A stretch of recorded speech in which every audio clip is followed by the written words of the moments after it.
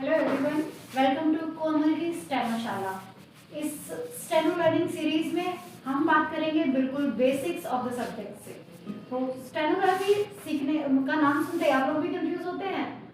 Strange outlines, long hours of practice, difficult to understand, but नहीं, with a systematic process we can learn it in a very simple way. But before we start, we have to understand what stenography actually is. Stenography. Stenography is an art of representing spoken sounds with signs and symbols. That means कि हमको stenography first of all is not a language. It's a way to represent any language, whatever that is, Hindi और English जो भी आप सीखेंगे। तो उस किसी भी लैंग्वेज को जब हम सुनते हैं, स्टेनोग्राफी उस लैंग्वेज को साइंस और सिंबल से in a very fast manner represent करने का तरीका होता है। इसका यूज क्या है कि जब हम किसी भी बात को सुनते हैं, कोई स्पीच है, कोई डिबेट है या कोई भी टेक्स्ट है, it's not possible to write in that equal speed, तो there are chances that we can miss the content. So stenography में जब हम फास्ट साइंस एंड सिंबल से रिप्रेजेंट करते हैं तो हम पूरा का पूरा कंटेंट जो है वो अपने लिए नोट डाउन कर लेते हैं and then at a later stage उसे हम अपनी कन्वीनियंस के हिसाब से in our desired format and language उसको हम ट्रांसक्राइब करके अपना फाइनल डॉक्यूमेंट रिप्रेजेंट करते हैं। सो दिस इज इट। स्टेनोग्राफी को हम फोनोग्राफी भी कहते हैं। Phonography means based on sounds, यानी कि स्टेनो में हम जो सुनते हैं वही हम लिखते हैं। For example, there are many words in English जिनमें अल्फाबेट्स तो होते हैं, जिसमें कैरेक्टर्स तो होते हैं, लेकिन they are silent, as in pledge. Pledge में डी होता है, PLEDGE, डी है लेकिन हम उसको बोल नहीं रहे, लिखने में यूज हो रहा है बट हम उसको बोल नहीं रहे। शॉर्टहैंड में हम प्लेज, डी सुनते भी नहीं है तो हम डी लिखेंगे भी नहीं। सिमिलरली वर्ड है डेट, नाइफ, तो नाइफ में के साइलेंट है, डेट में बी साइलेंट है।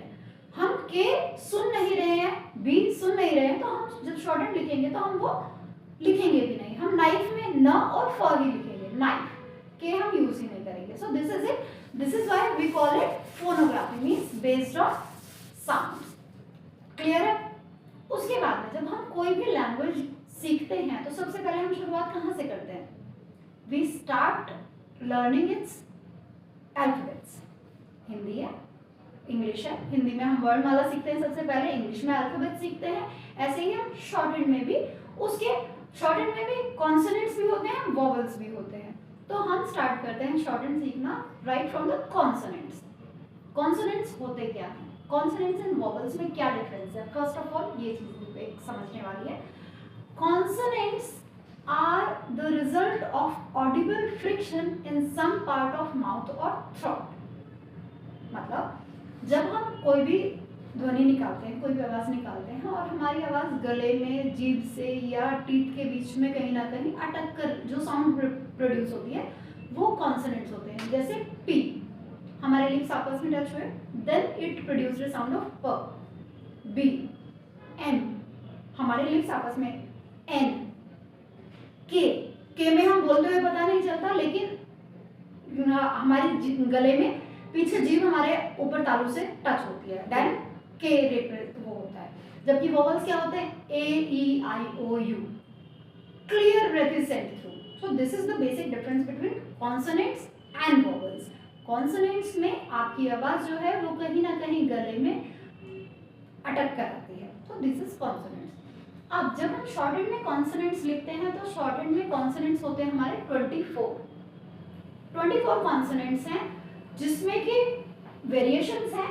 लाइक कुछ कॉन्सोनेंट्स होते हैं स्ट्रेट एंड कुछ होते हैं curved. Straight as name suggest, ये सीधी लाइन जाती है, सीधी, एंड कर्व्ड आर जिनमें थोड़ा सा घुमाव होता है।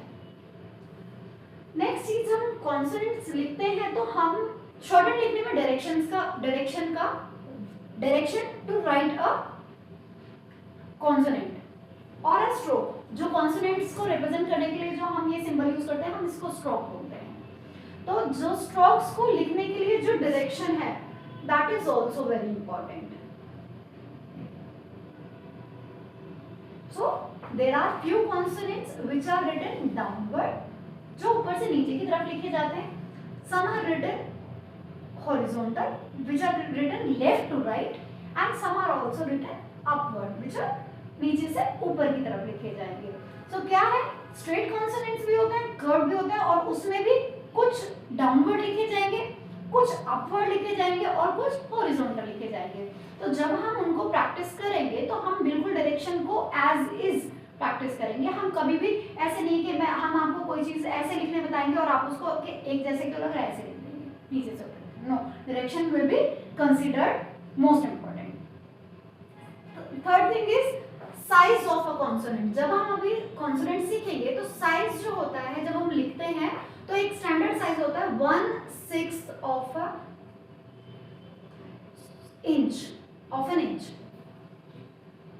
ठीक है, लेकिन ये बात की बात है, 1/6 ऑफ एन इंच बहुत छोटा हो जाता है जब हम नॉर्मली प्रैक्टिस करना शुरू करेंगे. तो जब हम प्रैक्टिस करना शुरू करेंगे we will start with outline जो हाफ इंच से हम प्रैक्टिस करना शुरू करेंगे. तो ये हमारा आज का है कि स्टेनोग्राफी. आई एम श्योर आप लोग समझ गए होंगे. एंड एक और मोस्ट इंपॉर्टेंट चीज जो स्टेनोग्राफी में है दैट इज प्रैक्टिस. स्टेनोग्राफी अभी मैं आपको बता रही हूँ, it looks easy but nothing is easy without practice. Only practice makes the things easy.